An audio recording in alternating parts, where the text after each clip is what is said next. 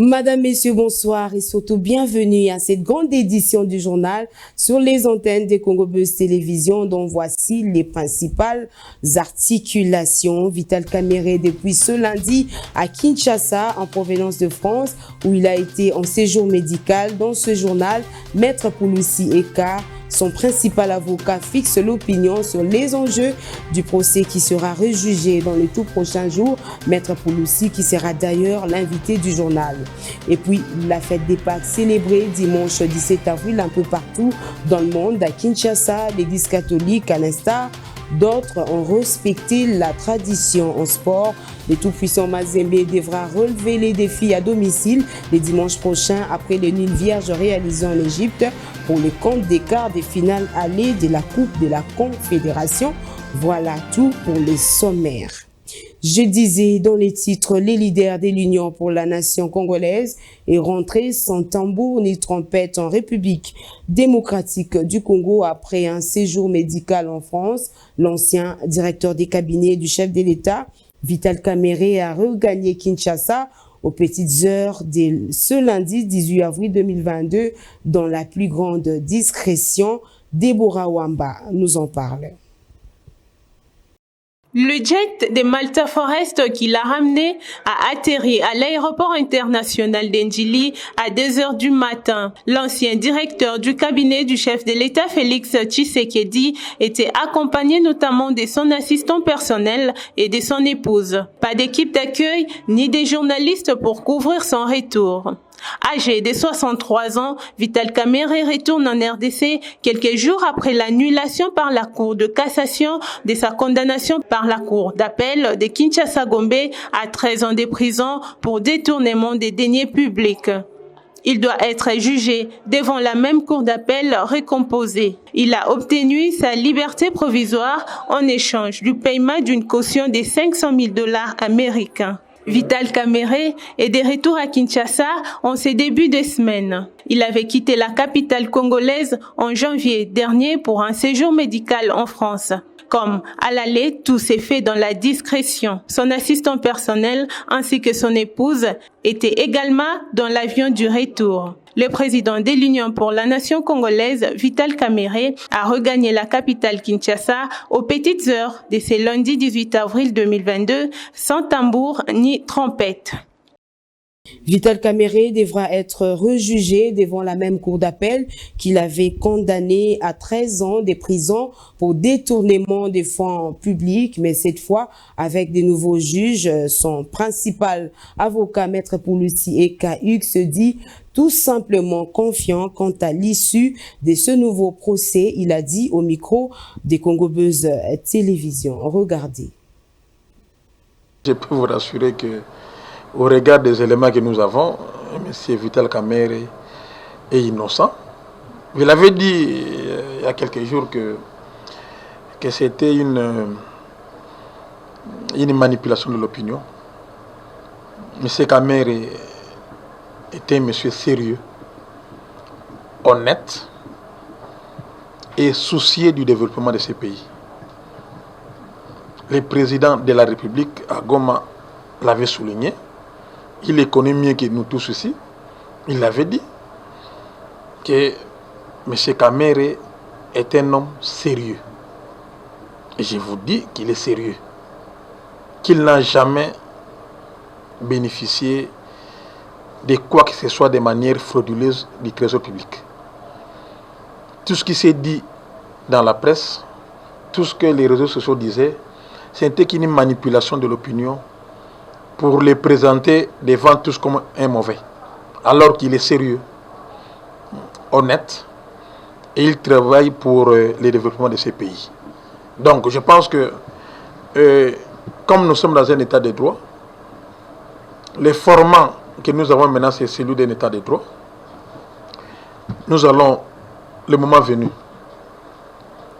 avec des preuves que nous avons, démontrer qu'il est innocent. Madame, vous savez, la justice n'est pas une couture judiciaire. On ne coupe pas les droits comme on les faisait avec un habit. Ce sont des principes. que des gens doivent respecter, que les juges respectent, pour tirer des faits les droits.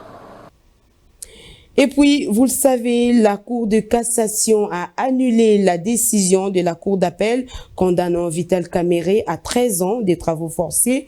Les dossiers renvoyés pour être rejugés avec de nouveaux juges. Alors, question, en quoi servira cette récomposition de juges? Votre rédaction vous propose cette réflexion. Au cours de son audience du lundi 11 avril, la Cour de cassation a annulé la décision de la Cour d'appel condamnant Vital Kamerhe, ancien directeur de cabinet du chef de l'État, à 13 ans de travaux forcés dans les dossiers relatifs au détournement des fonds alloués au programme de 100 jours. Le juge de cassation, en examinant les fonds du litige, ne pouvait nullement confirmer la condamnation. Il devrait plutôt acquitter carrément et simplement Kamerhe en les renvoyant de toutes les poursuites judiciaires depuis le premier jusqu'au second degré. En dépit de ses fonctions, le ministère public n'a jamais été en mesure de prouver noir sur blanc que c'est Kamerhe qui a détourné les fonds alloués au projet de 100 jours. En cassant cette affaire, la Cour de cassation renvoie devant la Cour d'appel autrement composée. Nous osons croire que cette fois-ci, cette dernière va devoir annuler les jugements rendus au second degré. En définitive, Kamerhe sera tout simplement acquitté, car dans ces dossiers, il y a eu plusieurs implications politiques, mais le vrai droit sera dit et il devra recouvrir sa liberté. On va se rendre en province. La situation sécuritaire dans l'est de la République démocratique du Congo se dégrade au jour le jour dans le territoire des Mambasa et Irumu. Nous sommes là dans le Nord Kivu où l'on a enregistré depuis le 10 avril jusqu'à ce jour 85 civils tués en l'espace d'une semaine. Deborah Wamba nous en dit plus. Un groupe d'hommes armés assimilés aux miliciens Maïmaï ont envahi ce dimanche du 7 avril dans la matinée la paroisse catholique de Bunyuka, située dans le chefferie de Bachou, dans l'est de Butembo. L'abbé Hilaire Kamavu, curé de la paroisse Reine des Anges de Bunyuka, a indiqué que ces miliciens ont fait irruption à l'église à la fin de la première messe, qui est dite généralement entre 6h et 9h locales. Selon les témoignages, une partie de ces miliciens s'est pointée à l'autel pour réclamer les ornements du prêtre, célébrant du jour qui s'était déjà retiré, prétextant vouloir eux aussi parler de la parole de Dieu à quelques fidèles encore présents. N'ayant pas eu satisfaction, ils ont emporté le missel, ce livre liturgique du rite catholique romain contenant les textes nécessaires à la célébration de la messe, et se sont retirés. Prévenus, des militaires se sont dépêchés sur les lieux et ont tué un milicien dans la concession paroissiale. Aucune autre messe n'a été dite dans cette paroisse après cet incident ce dimanche de Pâques. Notons que 5 ans plus tôt, les abbés Charles Kipassa et Jean-Pierre Akilimali avaient été enlevés dans la même région et n'ont jamais été retrouvés. Entre-temps, les miliciens Maïmaï ont envahi la paroisse catholique de Bunyoku, située dans l'est de Butembo, dimanche 17 avril. D'après les curés de cette paroisse, les miliciens ont fait irruption dans l'église à la fin de la première messe qui est dite généralement entre 6h et 9h. Maria Maba nous en parle. Les territoires de Mombasa et Irumu au nord de la République démocratique du Congo dans une insécurité. Depuis le 10 avril jusqu'à ce jour, l'on enregistre 85 civils tués en l'espace d'une semaine. La Convention pour le respect des droits de l'homme, Antenne d'Imuru, parle aussi de plus de 100 civils kidnappés, 20 motos et 2 camions incendiés. Le cas le plus récent est celui survenu le samedi 16 avril 2022 au village Pamaya, à l'ouest de Tomobéré, où 4 civils ont été tués, au-delà de 5 motos incendiées. Des morts sont enregistrés chaque jour à l'est du pays sous ceux qui ont les obligations de protection des civils et de maintenir la sécurité. Consécutivement à cette montée d'insécurité, Maître Ridi Beyankanda, avocat et chercheur en droit, fait le point de la situation. La question qu'il faut se poser, comment faire en sorte pour éviter que ces atrocités qui se commettent à l'Est puissent cesser. Et l'état de siège en soi n'est pas mauvais parce que c'est un mécanisme constitutionnel. L'article 85 prévoit les mécanismes constitutionnels délicats de l'état de siège. Mais la vraie question est de savoir comment lutter pour ces atrocités qui se commettent à l'Est. J'ai toujours dit qu'il faudrait avoir des militaires spécialisés aux questions de l'Est. Lorsque nous nous réveillons un bon matin, on constate plus de 50 personnes exécutées gratuitement. Et en plus, c'est la population civile qui n'est pas armée. Et donc, c'est grave. Et l'État a l'obligation, en tant que les garants, en tant que les protecteurs de sa population, de mettre tous les mécanismes en œuvre qui permettra justement de sécuriser la population. Pour rappel, le chef du gouvernement, Jean-Michel Samalukonde, était au Nord Kivu du 11 au 14 avril, justement pour évaluer l'état des sièges dans cette partie du pays. Et d'une province à une autre, des réactions s'essuivent après la tentative d'assassinat du procureur du parquet d'Eboma dans le Congo central par un civique. La dernière en date est celle de la Fondation Bill Clinton pour la paix, FBCP en sigle. La structure a vivement condamné à la fois la tentative d'assassinat du procureur du parquet d'Eboma, mais aussi la mort de la personne qui l'avait poignardé, assassiné, selon la Fondation par les agents du parquet. On retrouve une fois de plus Deborah Wamba.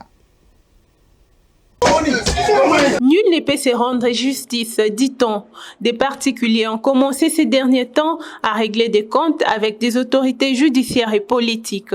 Les cas du procureur du parquet près les tribunaux des grandes instances d'Eboma et de l'ancien ministre de la province de la Tchouapa sont éloquents. S'agissant du procureur du parquet près les tribunaux des grandes instances d'Eboma, il a été victime d'agression à coups de couteau le samedi 16 avril 2022 dans son bureau de travail à Boma, dans la province du Congo central. L'intrus qui l'a poignardé dans son bureau a succombé à ses blessures après être tabassé violemment. Cette mort n'est pas du tout une bonne nouvelle pour les agents de la cour d'appel de Boma qui ont tabassé cet homme jusqu'à lui arracher son dernier souffle et qui sont censés respecter la loi et l'appliquer à la lettre. Rappelons qu'une enquête doit être ouverte pour déterminer les circonstances ayant conduit cet incivique à passer à trépas. Et si les présomptions pèsent sur les agents de l'ordre qui ont fait usage disproportionné de la force, que justice soit faite.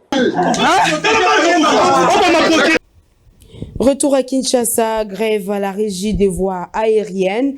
Les agents et cadres de la RVA qui ne décolèrent pas durcissent le temps. Ils indiquent qu'il n'y a toujours pas d'avancée significative dans le dossier de paiement de leurs arriérés de salaire. Jacques Mounene est allé à leur rencontre. Un reportage rendu ici par Deborah Wamba.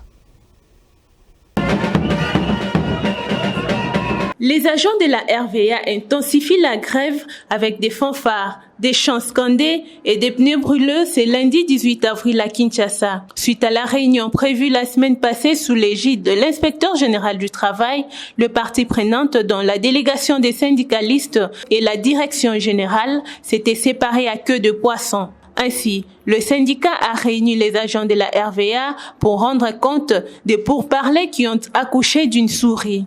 Signalant que la délégation syndicale avait proposé sur les 6 mois d'arriérés des salaires, des mois soient payés dans l'immédiat et les 4 autres progressivement. De son côté, la direction générale de l'entreprise a demandé de payer juste un mois sur les 6 mois d'arriérés. Tous les agents, à l'unanimité, ont crié contre cette proposition. Malgré les tentatives d'accès au bureau du DG par les manifestants, les agents de sécurité les en ont empêchés, bien qu'eux-mêmes souffrent de cet impayement. Le portail a été ouvert par après et les manifestations se sont poursuivies. La RVA connaît une situation un peu chaotique.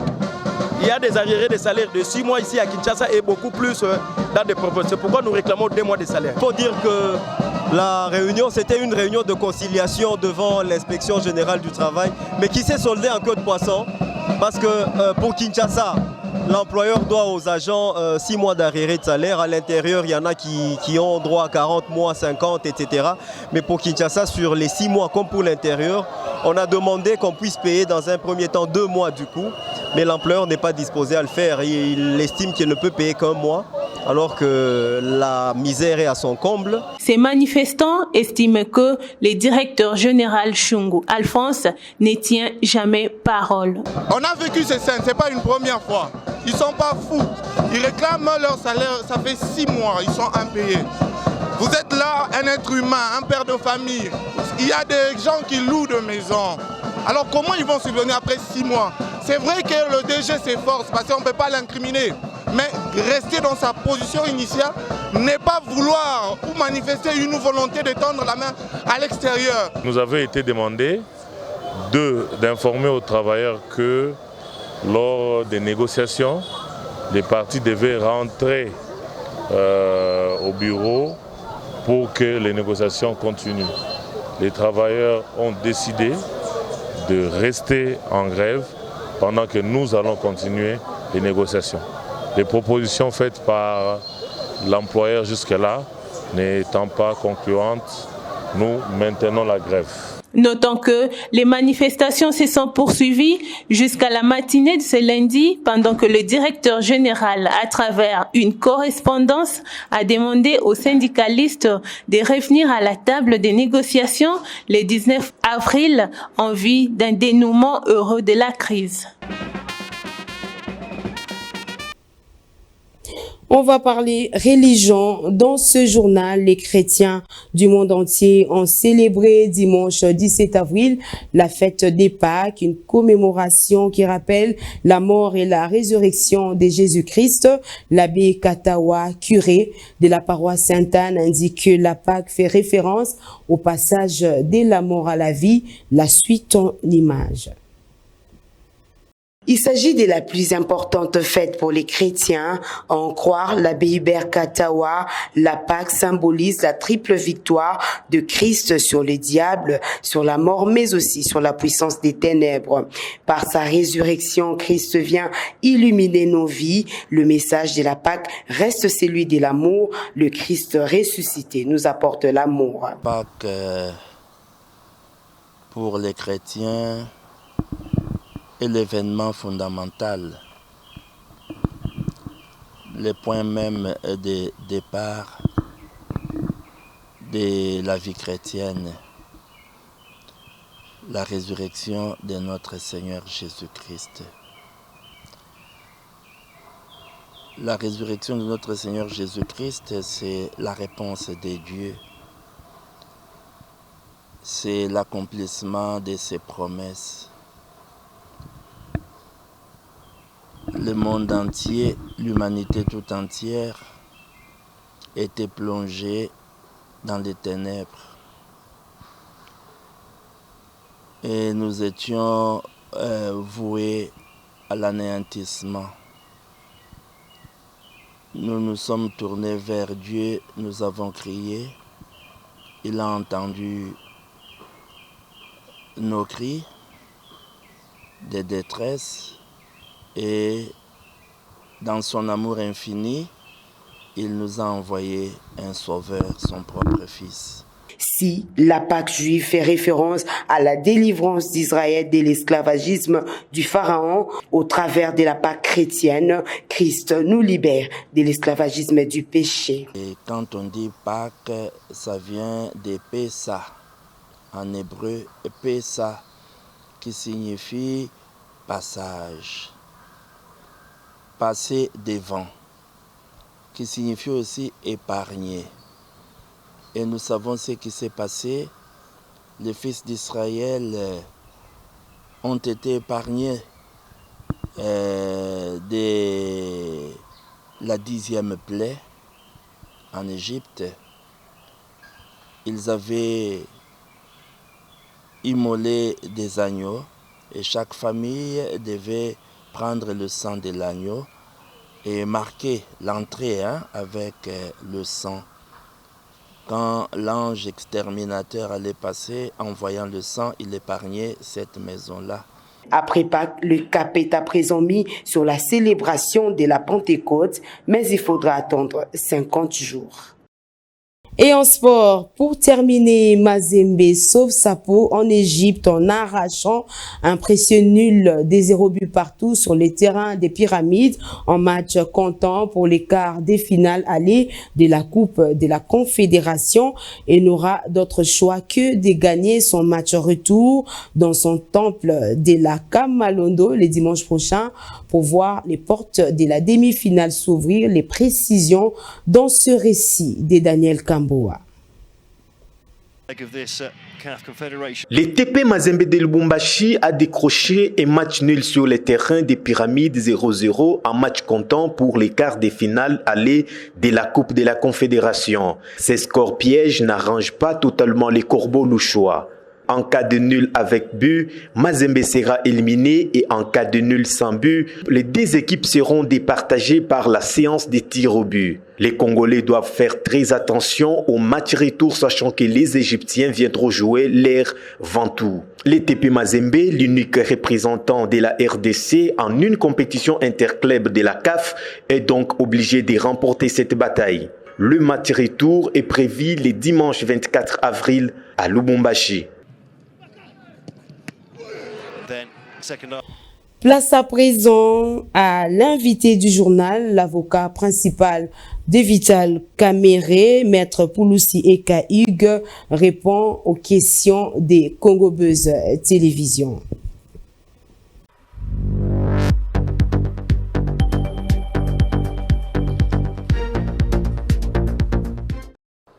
Oui, évidemment, on est satisfait, très satisfait même, puisque vous savez, quand c'est une haute cour qui vient confirmer ce que nous avons eu à dénoncer, je pense que ça ne peut que donner motif de satisfaction. On est très heureux et très satisfait de la décision de la haute cour. Et on entrevoit la suite avec assurance et détermination. On est confiant puisque ce qu'on voulait, on l'a obtenu de manière légale. On a eu d'abord à casser l'arrêt de la cour d'appel avec renvoi. Et c'est qu'on va se retrouver devant la cour d'appel pour les fonds. Et nos chances par rapport aux fonds au niveau de la cour d'appel, mais je peux vous rassurer que au regard des éléments que nous avons, M. Vital Kamere est innocent. Je l'avais dit il y a quelques jours que c'était une manipulation de l'opinion. M. Kamere était un monsieur sérieux, honnête et soucieux du développement de ce pays. Le président de la République à Goma l'avait souligné. Il les connaît mieux que nous tous ici. Il l'avait dit que M. Kamere est un homme sérieux. Et je vous dis qu'il est sérieux. Qu'il n'a jamais bénéficié de quoi que ce soit de manière frauduleuse du trésor public. Tout ce qui s'est dit dans la presse, tout ce que les réseaux sociaux disaient, c'était qu'une manipulation de l'opinion pour les présenter devant tous comme un mauvais. Alors qu'il est sérieux, honnête, et il travaille pour le développement de ces pays. Donc je pense que, comme nous sommes dans un état de droit, le format que nous avons maintenant, c'est celui d'un état de droit. Nous allons, le moment venu, avec des preuves que nous avons, démontrer qu'il est innocent. Madame, vous savez, la justice n'est pas une couture judiciaire. On ne coupe pas les droits comme on le faisait avec un habit. Ce sont des principes que des gens doivent respecter, que les juges respectent, pour tirer des faits les droits. Au regard des éléments que nous avons, si on applique les bons principes qui régissent la justice, tout le monde va comprendre que M. Kamere est innocent, puisque il est sérieux. C'est quelqu'un qui est dans la politique depuis plusieurs années. Nullement, vous l'avez entendu dans un cas de détournement ou de corruption. On ne devient pas voleur à l'âge adulte. On ne devient pas. Si vous voyez quelqu'un voler à l'adulte, c'est qu'à son enfance, il volait. Or, Kamere, depuis des années, il est resté dans la transparence. Il a été ministre, il a été président de l'Assemblée nationale. Nullement vous avez entendu qu'il avait pris de l'argent dans la caisse de l'Assemblée nationale. Donc, je vous confirme qu'il est un homme sérieux et que nous allons de manière très facile démontrer son innocence puisqu'il est innocent. C'est une conséquence naturelle de l'innocence de quelqu'un. Quand l'on prouve qu'il est innocent, que fait la justice? Il n'a qu'un seul choix, c'est l'acquitter. Vous voyez, au début, la population, l'opinion s'emballait puisque les procès étaient médiatisés. Et surtout qu'on apprenait d'entrer l'état de droit. On a cru que la bonne personne sur laquelle il fallait appliquer cet état de droit de manière peut-être désordonnée, c'était Vital Kamerhe. Il a souffert de cet effet d'état de droit de manière peut-être précipitée. Mais vous voyez, avec les calmes des choses, avec le temps, des gens ont compris et des gens vont comprendre qu'il est innocent. Il est totalement innocent. Puisque je vous dis qu'il est sérieux. Il est très sérieux. Il est très honnête. Et il a un rôle à jouer, comme l'a dit le président de la République, dans ces pays. C'est un homme sérieux. Donc il sera quitté. Mais il ne revient pas à l'avocat de pouvoir répondre à la justice. Nous allons présenter les moyens des droits, des preuves. Et après, il revenait à la justice de pouvoir donner son point de vue. Et si on applique ces points de vue-là avec des principes de droit, il sera acquitté. Vous savez, vous me posez une question qui relève de la vie privée de quelqu'un. C'est vrai que c'est un homme d'État. Il a fait l'étranger pour raison de soins médicaux. La RDC, c'est son pays. D'ici ces 4 matins, sûrement il reviendrait dans son pays, mais vous dire avec précision qu'il reviendra aujourd'hui ou qu'il est ici ou qu'il ne l'est pas, je pense qu'il a des... Ça, s'il reviendra à son porte-parole privé de vous le dire. Mais je vous dis qu'il est congolais, sa résidence se trouve au Congo, son domicile se trouve au Congo, et là-bas, il est allé pour les soins médicaux, où il est avec nous, bien sûr, pour vous dire. Voilà.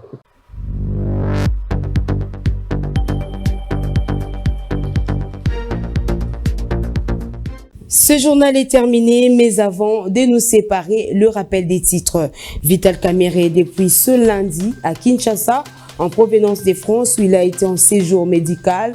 Dans ce journal, vous avez suivi Maître Pouloussi Eka, son principal avocat, qui a fixé l'opinion sur les enjeux du procès qui sera rejugé dans le tout prochain jour. Maître Pouloussi, qui était l'invité du journal, et puis la fête des Pâques, célébrée dimanche 17 avril un peu partout dans le monde. À Kinshasa, l'église catholique, à l'instar d'autres, ont respecté la tradition. En sport, le tout-puissant Mazembe devra relever le défi à domicile le dimanche prochain après le nul vierge réalisé en Égypte pour le compte des quarts des finales allées de la Coupe de la Confédération.